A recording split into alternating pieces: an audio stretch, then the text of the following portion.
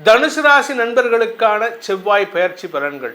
தனுசு ராசியை பொறுத்த வரைக்கும் 5-12 அதிபதி 7ஆம் இடத்துக்கு வரார். திருமண விஷயத்தில் மனைவியை இழந்தவர்களுக்கு மீண்டும் ஒரு திருமண வாழ்க்கை.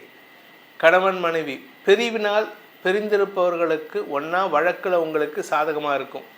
அப்படி இல்லை அப்படின்னா அவங்கள பிரிஞ்சதுக்கப்புறம் இன்னொரு திருமணம் நடக்கிறதுக்கு வாய்ப்பு இருக்குது. மங்களகாரகன் 7ஆம் இடத்துக்கு வந்திருக்காரு. அது உங்களுக்கு நன்மையை ஏற்படுத்தும்.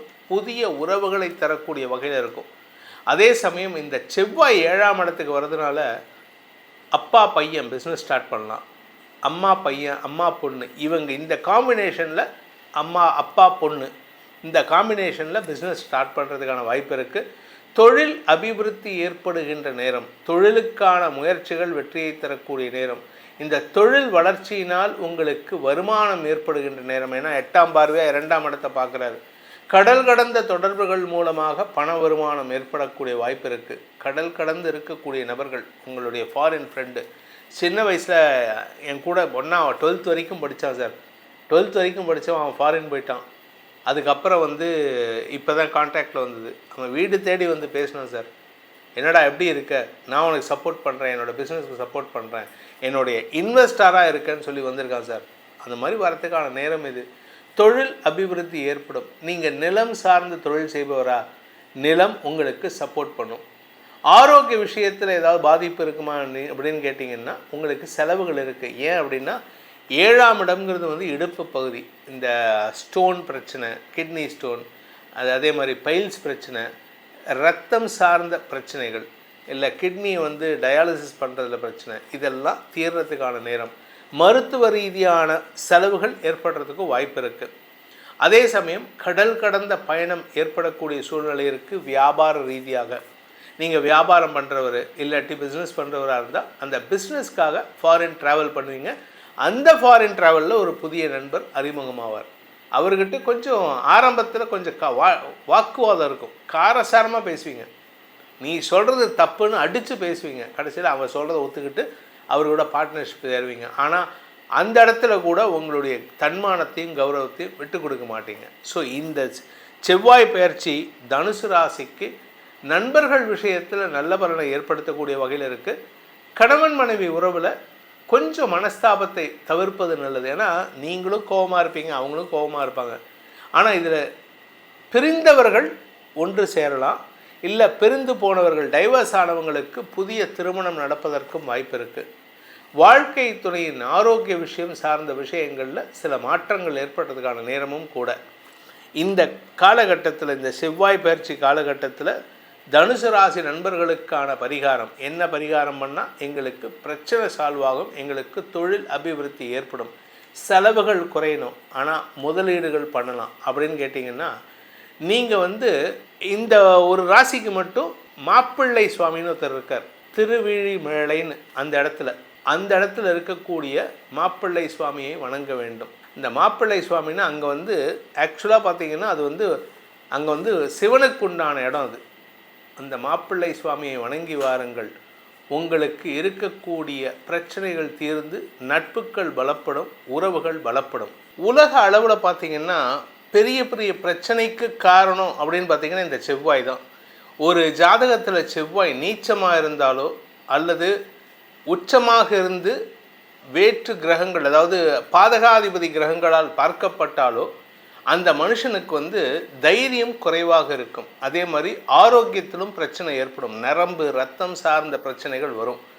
அதனால தான் செவ்வாய் நல்லா இருக்கா பாருங்கள் அப்படின்னு, செவ்வாய் தோஷம் இருக்கா பாருங்கள், செவ்வாய் தோஷம் இருக்கக்கூடாது அந்த மாதிரிலாம். அதாவது செவ்வாய்க்கு சில கிரகங்களின் பார்வை இருந்தால் தோஷம்னு பேர்.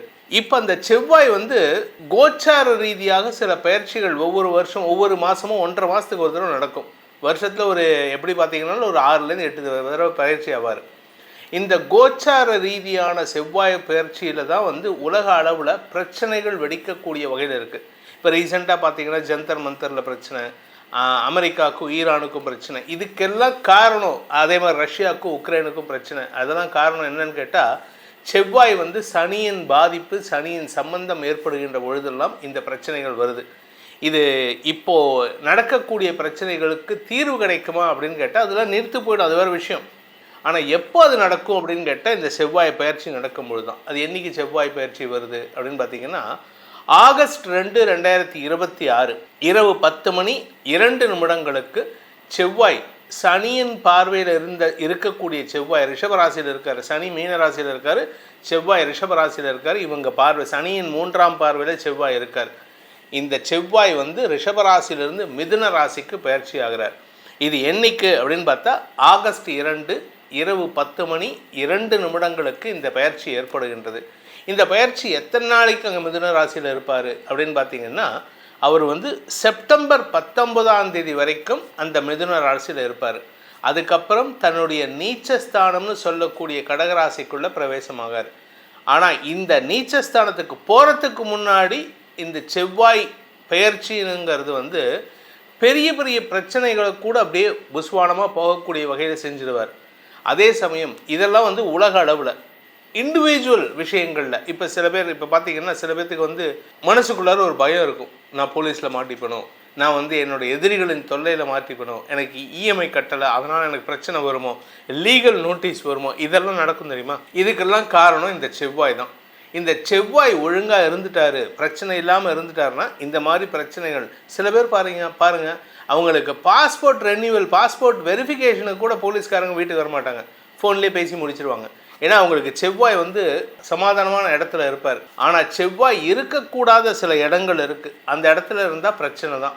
அது என்ன இடங்கள் அப்படின்னு பார்த்தீங்கன்னா, லக்னத்துக்கு ராசிக்கு 7ஆம் இடத்துல செவ்வாய் இருக்கக்கூடாது. அதே மாதிரி 2ஆம் இடத்துல இருக்கக்கூடாது. 2ஆம் இடத்துல செவ்வாய் இருந்தால் எல்லாருக்கிட்டையும் சண்டை, எதிரிகள் அதிகம். அதே மாதிரி 4ஆம் இடத்துல இருக்கக்கூடாது. 4ஆம் இடத்துலேருந்து 4ஆம் பார்வையாக 7ஆம் இடத்தை பார்க்குறதுனால உறவுகளுக்குள்ள பகையை உண்டுவாக்குவார். நீங்கள் யாருக்கிட்ட பேசினாலும் ஒரு மாதிரி ரஃப் அண்ட் டஃப்பாக தான் பேசுவீங்க. அதே மாதிரி ஒரு ஜாதகருக்கு 4ஆம் இடத்துல செவ்வாய் இருந்தார்னா அவங்க அம்மா வந்து எப்போவுமே எள்ளுங்கொள்ளும் வெடிச்சுட்டு கோவக்காரியாக இருப்பாங்க. அவங்கக்கிட்ட பேசி ஜெயிக்க முடியாது. அம்மாவுக்கும் இவங்களுக்குமே ஒரு ரிலேஷன்ஷிப் வந்து ஒரு பெருசாக சொல்லிக்கிற மாதிரி இருக்கார். ஆனால் செவ்வாய் எந்த இடத்துல இருக்கலாம் அப்படின்னு கேட்டால் 3, 6, 11 இந்த இடத்துல இருந்தால் எந்த கிரகமும் நல்லது தான் பண்ணும், செவ்வாயும் அதே மாதிரி தான். இப்போ நம்ம சொல்கிறது வந்து ராசிக்கு தான் சொல்கிறோம், ஆனால் லக்னத்துக்கு பலன்கள் மாறுபடும். ஸோ இந்த லக்னத்துக்கு இந்த செவ்வாய் பயிற்சியை ஈஸ் டவுன் பண்ணுறதுக்கு அவருடைய கோபத்திலேருந்து விலகிறதுக்கு நீங்கள் முடிஞ்ச அளவுக்கு உங்களுடைய லக்னத்துக்கு உண்டான யோகாதிபதி கல்லை அணிவது சிறப்பு. என்ன சார் யோகாதிபதி கல்லுன்னு சொல்கிறீங்க, ராசிக்கல் தானே சொல்லுவாங்க. ஆமாம், ராசிக்கு கல் போடக்கூடாது. இது வந்து பல பேர்த்துக்கு வந்து இன்னும் குழப்பத்தில் இருக்காங்க. தயவு செஞ்சு புரிஞ்சுக்கோங்க. ராசிக்கு கல் போட்டிங்கன்னா உங்களுக்கு தேவையில்லாத பிரச்சனைகள் வரும். அதற்கு பதிலாக லக்னத்துக்கு யோகாதிபதி கல் என்னன்னு பார்த்து அந்த கல்லை அணிவதன் மூலமாக இந்த சுக்கிர பயிற்சி, செவ்வாய் பயிற்சி, சனி பயிற்சி, குரு பயிற்சியில் வரக்கூடிய நெகட்டிவ் பலன்களை குறைத்தும் பாசிட்டிவ் பலன்களை உயர்த்தியும் நம்ம வாழ்க்கையில் செப்பனிடுவதற்கான வாய்ப்புகள் ஏற்படும். நம்ம வாழ்க்கையில் பிரச்சனையை குறைக்கிறதுக்கு தான் இந்த கல்லை தவிர பிரச்சனையை உண்டு பண்ணுறது கிடையாது. இது அனுபவத்தில் நான் சொல்கிறேன், என்னுடைய அனுபவத்தில் சொல்கிறேன். அதுக்கேற்ற மாதிரி பயன்படுத்திக்கோங்க. செவ்வாய் பயிற்சி பலன்கள் கிட்டத்தட்ட பார்த்திங்கன்னா ஆகஸ்ட் 2 செப்டம்பர் 19 வரைக்கும் ஆல்மோஸ்ட் அதில் ஒரு 19 நாள், இதில் வந்து ஒரு 30 நாள் வச்சுக்கோங்க. 2ஆம் தேதி. ஸோ 31 நாளில் ஒரு நாள் போயிடுச்சுன்னா 2 நாள் போனால் கூட 29 நாள், கிட்டத்தட்ட 48 நாட்கள் செவ்வாய் பயிற்சி. இந்த செவ்வாய் பயிற்சியில் உங்களுக்கு நற்பலன்கள் அதிகரிக்கக்கூடிய சூழ்நிலை இருக்கிறதுனால உங்களுடைய தனிப்பட்ட ஜாதகத்துக்கு செவ்வாய் பயிற்சி எப்படிப்பட்ட பலன்களை அறிந்து கொள்ள வேண்டும் எனும் விருப்பம் உள்ளவர்கள் கீழே கொடுக்கப்பட்டுள்ள அடியேனின் தொலைபேசி எண்களில் தொடர்பு கொண்டு நேரடியாகவோ வாட்ஸ்அப் மூலமாகவோ பலன்களை தெளிந்து கொள்ளலாம்.